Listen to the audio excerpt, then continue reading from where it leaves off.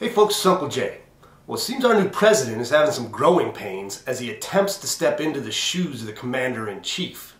Now, he talked a lot of smack about how Afghanistan was the right war and Iraq was the wrong war.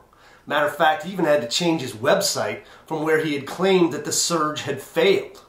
If we'd followed his advice that he gave so freely while he was on the campaign trail, we would have lost in Iraq.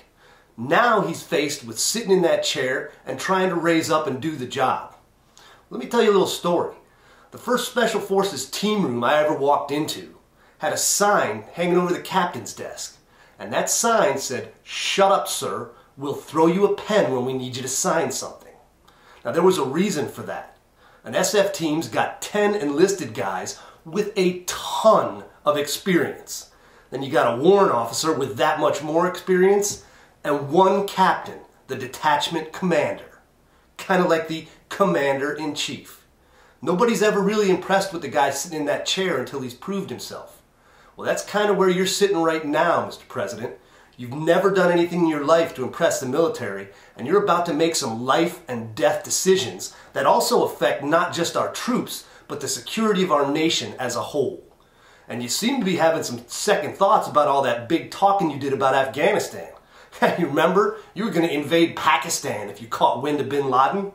Now, all of a sudden, since people are telling you how hard it really is, kind of like closing Gitmo, you're having not just second thoughts, but third ones. Well, that's probably a good thing, because they're telling you the truth. Afghanistan is a hellhole on a good day. But here's the problem, sir. We're already there. Good men and women have died fighting that war. They've been there trying to make that place at least marginally civilized. And you have a decision right now. You can either listen to your left wing and start pulling troops and making them happy. But if you're going to double down and if you're going to send more troops there, you better not just be making a political gesture. You better be prepared for a long haul and some hard work. It's not easy, it won't be easy, and like Biden said, it'll get worse before it gets better. Now, what's the right thing to do? Well, you tell me.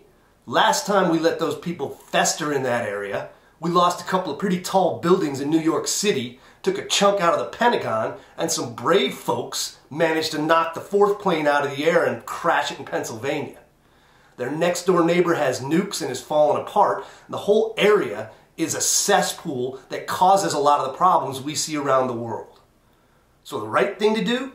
Try and make it better. That's our job. We're America. We don't stand and just look at things and hope the rest of the world takes care of them, because there's nobody else going to do it. But like I said, if you send more troops there, your left wing, your MoveOn.org cohorts are going to start organizing against you. And come 2010, there's another election. And they're going to be screaming quagmire, and they're going to be telling you to cut and run. Sound familiar?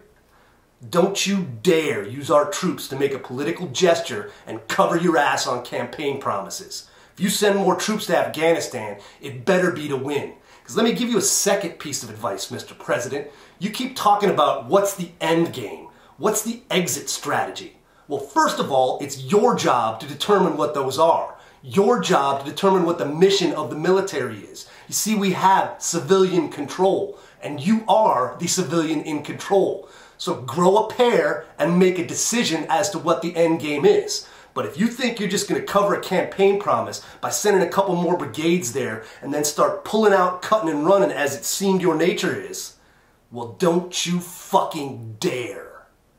You pull out now if you ain't got the stones to stay. Because you can't end a war, Mr. President. They are won or lost. Victory or defeat. Make the